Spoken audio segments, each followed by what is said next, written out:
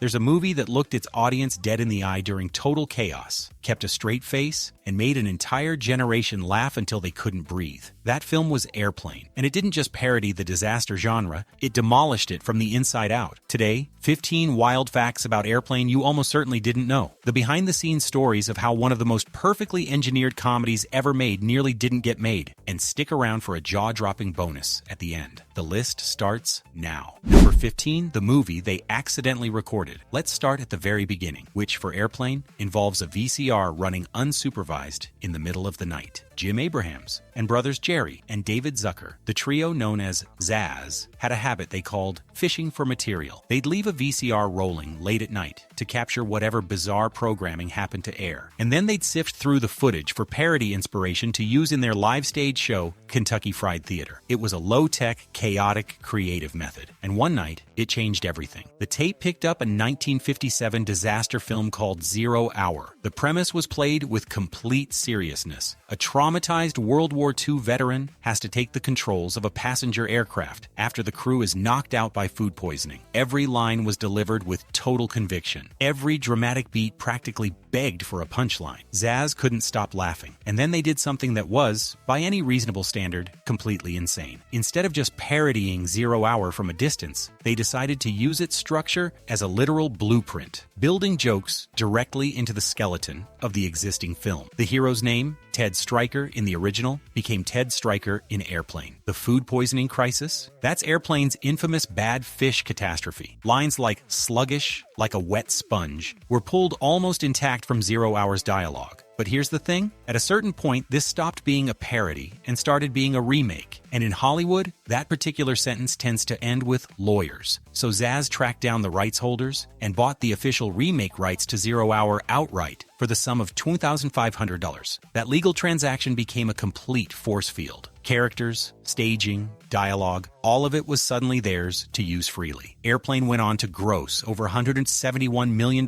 worldwide. That original $2,500 may be the single best bargain in the entire history of Hollywood. Number 14, the casting gamble that made Airplane work. When the Airplane script landed at Paramount, studio executives had a very clear instinct for how to cast Ted Stryker. Put a recognizable comedy star in the cockpit. Get a Chevy Chase. Get a Bill Murray. Someone the audience already knew was funny. So the laughs were preloaded. Zaz said absolutely not. Their reasoning was the entire creative engine of the film. If the audience already knows the actor is a comedian, the deadpan evaporates. The joke stops working the moment someone winks at you. They needed someone the audience would actually believe is a serious lead, so that every ridiculous line landed with full impact. The search for Stryker produced some genuinely unexpected auditions. Bruce Jenner reportedly read for the role, but didn't quite have the quietly shell-shocked, slightly nervous quality the directors wanted. David Letterman screen-tested for the part. Zaz liked him enough to request a second meeting, but Letterman decided the role wasn't right for him. Even Barry Manilow was pushed hard by the studio, but Zaz wanted no part of that casting. According to production accounts, a sympathetic Paramount executive ran interference on their behalf, calling Manilow directly and quietly emphasizing just how inexperienced the directing trio actually was, essentially talking him out of the role so Zaz didn't have to. And then they found Robert Hayes, earnest, a little nervous, completely capable of delivering total nonsense with total conviction. And as a cherry on top, he was a licensed pilot. The role was his. The search for Elaine had its own complications. Sigourney Weaver, fresh off Alien, reportedly considered the role, but eventually passed. Shelley Long circled the part as well. Then Julia Haggerty walked in and immediately owned the room. One audition, zero hesitation. Role locked. The near misses list for Airplane reads like the world's most unexpected casting call, and every single one of those missed choices would have made a completely different film. If you are enjoying this, take 2 seconds and leave a like. Subscribe if you want more videos like this. That support really motivates my work and helps a lot with bringing more content. Number 13. Leslie Nielsen found the perfect running bit. Leslie Nielsen spent 30 years being taken entirely seriously. He was a dramatic actor. He played military commanders, sea captains, and authority figures with complete conviction. Then he discovered the fart machine, and the trajectory of his career changed permanently. The device was a small, handheld noisemaker. The exact origin is a little murky. Accounts range from an Oklahoma craftsman to a favor from the Paramount prop department. But what is not in any dispute is what Nielsen did with it. On the set of Airplane, he would deploy it mid-conversation and continue speaking like absolutely nothing had happened at all, leaving cast and crew completely scrambling not to break character. Robert Hayes said Nielsen played that thing like a maestro. Nielsen never wanted to keep a good thing to himself. He eventually started selling them to crew members for $7 each. It escalated so far out of hand that the assistant director eventually issued a formal ban. No more fart machines on set. Nielsen naturally ignored this completely, in the way that only a man with a concealed noisemaker in his jacket pocket possibly could. He took the act everywhere. Press junkets, talk shows, dinner parties, elevators. He reportedly deployed it at the White House. He used it in first class on a commercial flight. He brought it to virtually every television interview he gave for the rest of his life. The routine never changed. Straight face,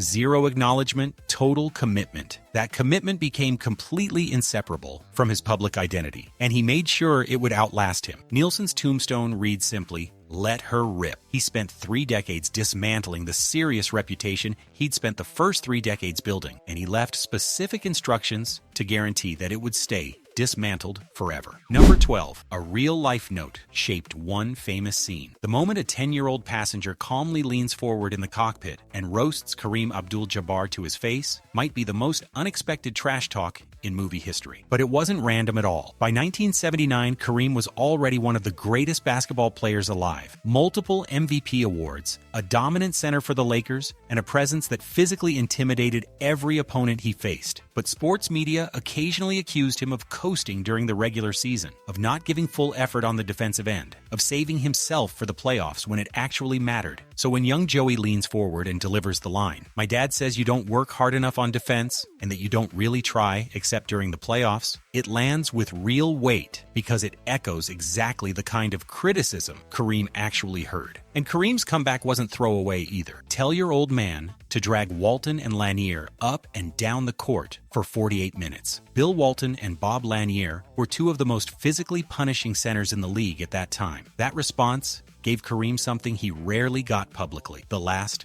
word. Now here's where it gets interesting. According to retrospective accounts, the co-pilot role was originally intended for Pete Rose, but filming conflicted with the 1979 MLB season, leaving the cockpit open for a 7-2 Lakers center instead of Charlie Hustle. And Kareem's salary negotiation deserves its own entry in entertainment history. Zazie offered him $30,000. His agent came back asking for $35,000, and the reason was completely specific. That was the exact price of an oriental rug that Kareem wanted to purchase. An art piece, not one to walk on. Zaz assumed it was some kind of creative negotiating tactic. They agreed, half amused. A few weeks later, an article in Time magazine ran a photo of Kareem standing proudly in front of a rug he'd already bought with their money. He got the role, he got the rug, and he got the last word on defense. Not a bad day's work for a co-pilot. Number 11. The film followed a very specific comedy formula. Film historians have estimated that Airplane crammed somewhere around 260 jokes into its 88-minute runtime. That's roughly 3 laughs per minute, which means Zaz weren't just writing comedy, they were engineering it. Their philosophy was precise and relentless. Keep the audience laughing so hard and so continuously that nobody has time to question how completely insane the plot actually is. The solution was layering. While one joke lands in the foreground, something ridiculous is already happening behind the actors. Background signs with hidden punchlines. Visual gags tucked into the corners of the frame. Passengers quietly doing inexplicable things that no one on screen ever acknowledges. You miss one joke and the next one is already landing. The film was deliberately designed to reward multiple viewings. Every time you watched it, you'd catch something new. A sight gag you'd missed,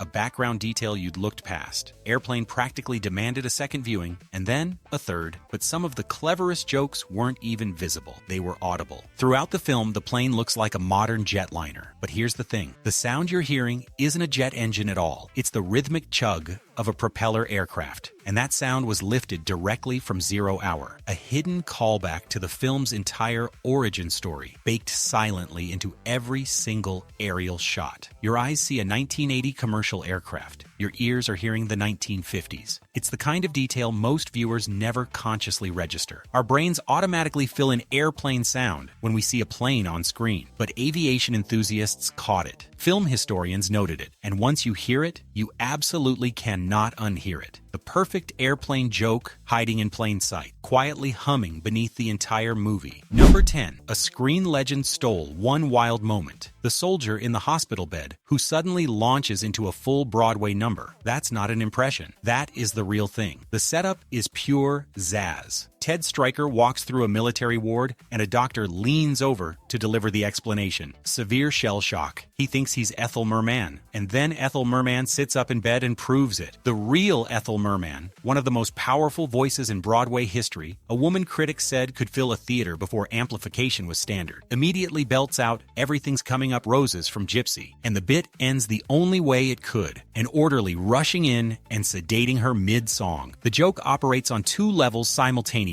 First, you have a male soldier who believes he's a Broadway legend. Then the camera pulls back as the punchline arrives. He actually is. The gag only works because Merman agreed to play it absolutely straight, which, given her legendary commitment to a performance, was never really in question. What is worth noting is that this was Merman's final film role. She passed away in 1984, and Airplane was her last on-screen appearance. A Broadway icon in a military hospital ward, in uniform, delivering a show-stopping performance, getting knocked unconscious mid-note. In a film built entirely on absurdity, this moment somehow feels perfectly, exactly on key. Number 9. The cast got unusual advice from the start. The most important rule on the set of Airplane was also the strangest one. Nobody was allowed to act like they were in a comedy. Zucker, Abrahams, and Zucker were completely convinced that the jokes would self-destruct the moment an actor acknowledged the humor. A single wink at the audience and the whole construction collapses. So they gave every cast member one directive: play every scene like you're in a deadly serious thriller. Treat every word as life or death. Commit completely. The cast eventually understood the assignment. Robert Stack initially played his role flat and somewhat monotone, completely missing the specific tone that Zaz needed. Their solution was unusual. They showed him a tape of comedian John Byner doing an impression of Robert Stack, and what they wanted from Stack was Stack doing Byner doing Stack. 3 layers of deadpan all pointed in the same direction. Stack understood it immediately. Lloyd Bridges watched his character unravel from cigarettes to alcohol to sniffing glue across the film's runtime without breaking once. Peter Graves called the script the most disgusting piece of trash he'd ever read and came very close to walking. Zaz assured him that his more uncomfortable lines would be contextualized and explained in a separate scene he wasn't in. There was no such scene. They never told him that. For the role of Dr. Rumack, the part that Leslie Nielsen made legendary, Zaz had first approached Vincent Price, Christopher Lee, and Jack Webb. All 3 passed. Vincent Price would later publicly call turning it down his greatest career regret. The secret of Airplane was always the same. The actors believed every single word they were saying, and that belief is exactly what made everything so hilarious. Number 8. The score took the movie surprisingly seriously. The philosophy of playing it straight didn't stop at the actors. It extended all the way into the music. For the score, Zaz hired Elmer Bernstein, the man behind the legendary soundtracks for The Magnificent Seven and To Kill a Mockingbird, and gave him a very specific brief. Not a grand, sweeping, epic score. A B-movie disaster film score. Overdone. Slightly corny. The musical equivalent of a disaster thriller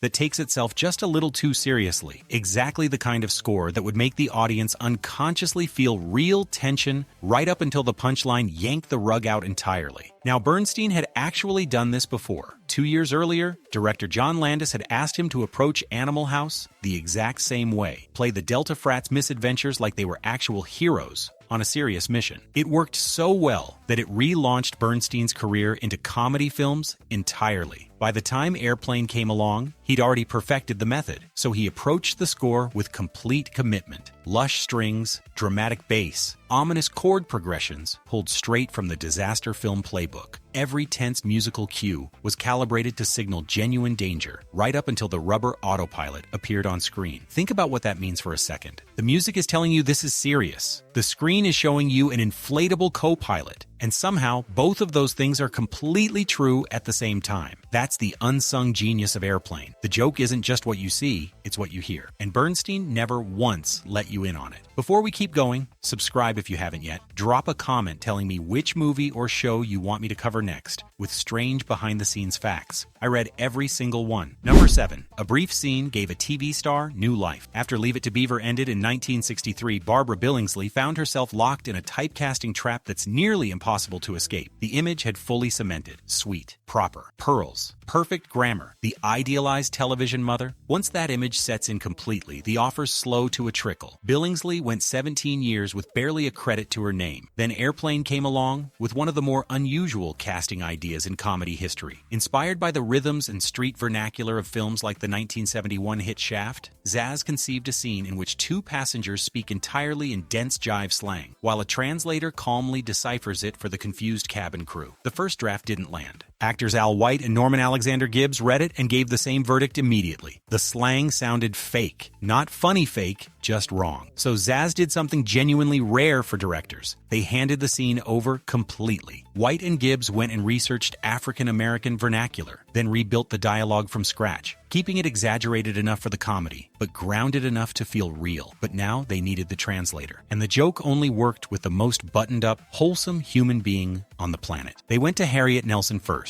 Equally wholesome, equally perfect. She passed. That left the door open for Billingsley. She read the script. Her dialogue was listed simply as Talks Jive, called it the craziest script she'd ever read, and signed on immediately. White and Gibbs took her to lunch and personally coached her on rhythm, timing, and delivery. The result was comedy perfection. Watching America's most proper TV mom calmly translate just hang loose blood for a completely bewildered stewardess destroyed test audiences. The cameo revived everything. After 17 years of limited work, Billingsley was suddenly back on talk shows, fielding fan mail and taking on new projects. She said it herself. It started my whole career again. All it took to break the June Cleaver curse was one flight and a crash course in jive. Number 6. A small audio detail had a real-life connection. The airport announcer gag in Airplane starts quietly, almost too quietly. Two calm professional voices come over the PA system, repeating the same familiar warning in the same familiar flat tone. The white zone is for immediate loading and unloading of passengers only. At first, it sounds exactly like every airport announcement you've ever tuned out. The kind of thing your brain automatically processes and immediately discards. But then something strange happens. The announcers start arguing. The polite, completely sterile tone never changes. But the content slowly transforms into a full-blown personal dispute.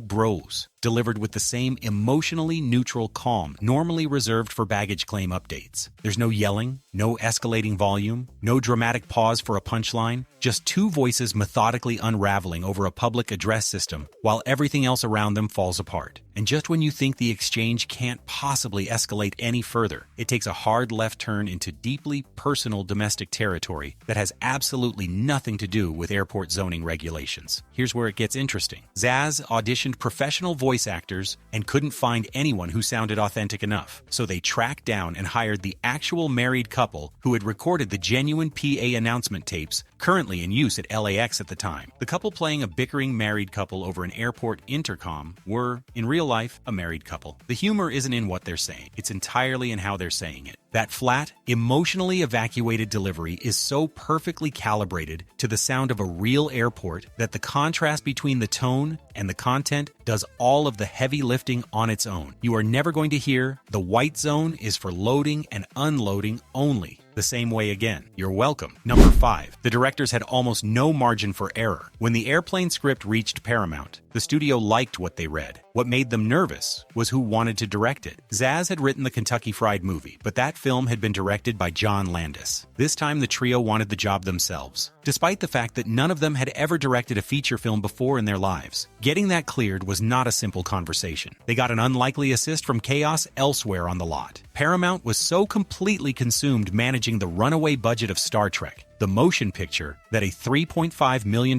comedy about bad fish barely registered on the radar. Still, the deal came with a catch. The studio insisted on placing veteran producer Howard W. Koch as executive overseer, along with a formal clause. Zaz could be removed as directors after 2 weeks. If the footage wasn't working, Zaz said sure. And then they got to work. They were learning to run a major film set in real time, managing actors, unions, crew, and a script packed with rapid-fire jokes that only worked if the delivery was completely, unflinchingly straight. The margin for error was almost nothing. Then the studio started seeing the footage. Straight-faced actors selling genuinely ridiculous lines, razor-sharp pacing, a comedic style unlike anything else playing in theaters at that moment. Nobody said a word about replacing anybody. 3 first-time directors from Wisconsin walked into that 2-week window with everything to prove, and what they came out the other side with was a creative method so precise that Hollywood is still studying it today. Number 4. A credit battle happened behind the scenes. Paramount wasn't the only obstacle Zaz had to navigate. The Directors Guild of America was another problem entirely. In Hollywood, directing credits are tightly controlled by the DGA, and the Guild's default position has always been straightforward. One film, one director. That created a fundamental structural problem for Zaz. They wrote together. They developed jokes together. They approached every creative decision as a single unit. Trying to separate them was like trying to run a 3-legged race with only 2 legs. So the trio formally submitted a request for a shared pseudonym, Abrahams and Zuckers, one imaginary composite director made up of 3 actual humans. The Guild said no. For a period, the plan was to list just Jerry Zucker alone as director, with David and Jim quietly running operations behind closed doors. That workaround was inconvenient, but technically viable. Then the Guild's executive board stepped in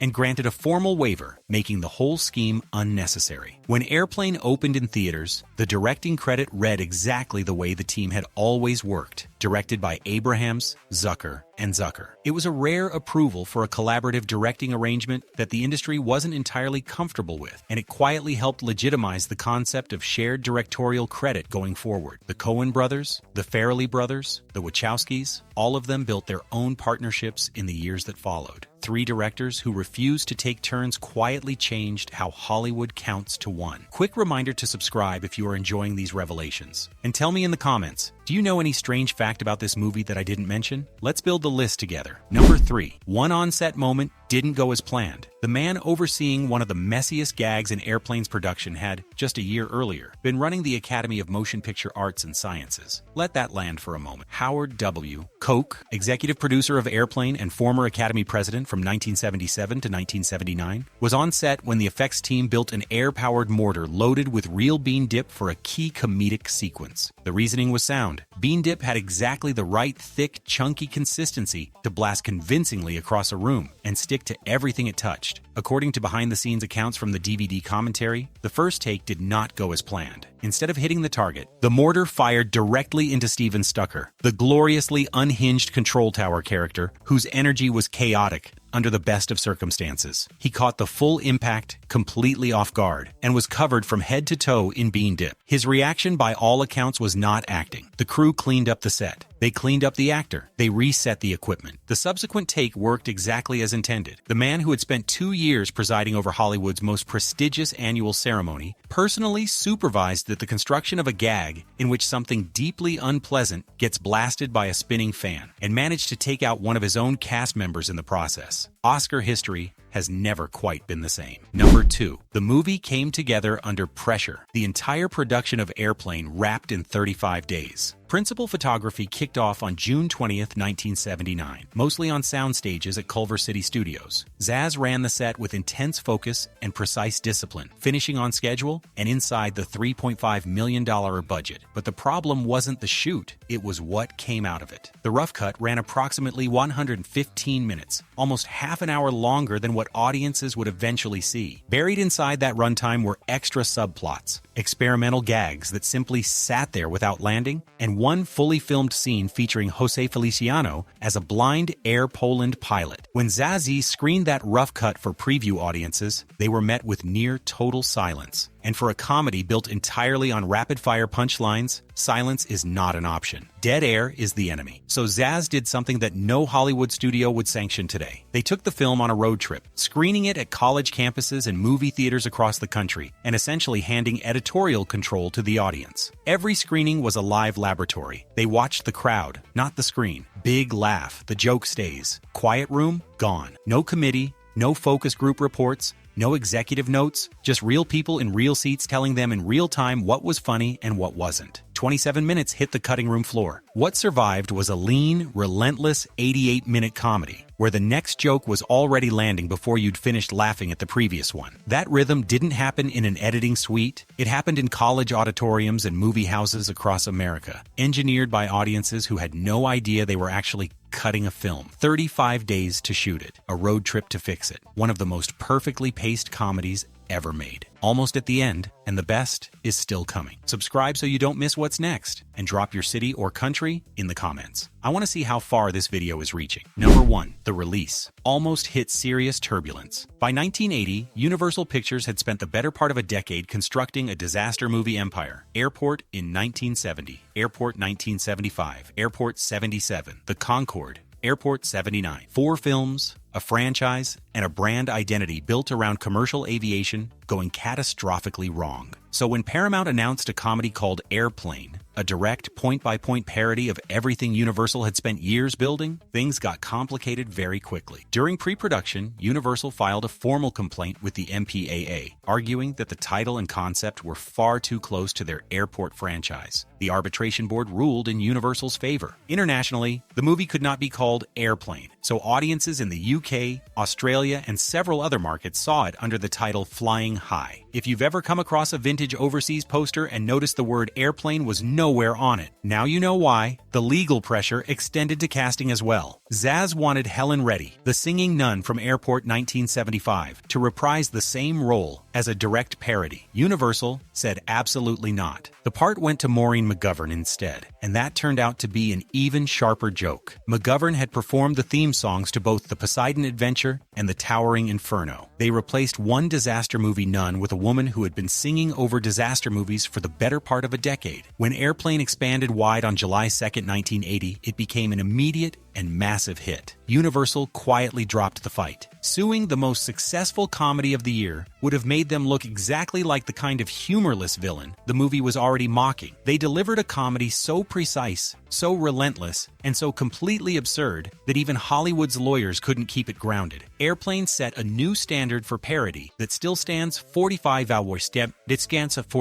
years later. And it's still the same flight everyone is trying to catch. Bonus, the detail, hiding in plain sight for 45 years. Here's the one almost nobody talks about, and once you know it, you're going to need to go back and watch the whole thing again. Throughout the entire film, the plane exterior shots show what appears to be a standard commercial jetliner, but the sound design tells a completely different story. Every single aerial sequence in Airplane uses the engine audio pulled directly from 0 Hour. Not the sound of a modern jet, but the rhythmic, churning drone of a 1950s propeller aircraft. Now, that on its own might seem like a small production quirk, but here's the thing, it was absolutely deliberate. Zaz embedded the sonic signature of their source material into every aerial shot of the parody that replaced it. Your eyes are watching 1980, your ears are hearing 1957. The whole time, that hidden callback operates on 2 levels. On the surface, most viewers just process it as airplane noise and move on. The brain fills in the gap automatically, but underneath, it's a continuous inside joke threading through the entire film, visible only to those who've seen 0 Hour or who know enough about aviation to catch the anachronism. It also means that 0 Hour never entirely disappears from Airplane. The original film lives on in the soundtrack of its own parody, quietly, invisibly, in every scene where the aircraft is in the air. Zaz didn't just borrow the structure of 0 Hour, they preserved its voice, hiding in plain sound. For 45 years, in one of the most watched comedies ever made, and almost nobody noticed. And those were 15 strange facts about Airplane, plus one bonus that's been sitting in the soundtrack this whole time. This film matters more than people realize. It didn't just parody disaster movies, it rewired how comedy gets made. The deadpan approach, the layered visual jokes, the commitment to straight-faced absurdity. You can trace a direct line from Airplane to The Naked Gun, to Hot Shots, to every spoof comedy that came after it. Zaz built something that the genre has been trying to replicate ever since. If you made it this far, leave a like, subscribe, and drop a comment telling me which fact surprised you the most. Was it the $2,500 that launched a $171 million hit? The fart machine that became Leslie Nielsen's legacy? Or the sound of 0 Hour hiding in every single aerial shot? And don't forget to suggest another movie that deserves its own list of strange facts. See you in the next video.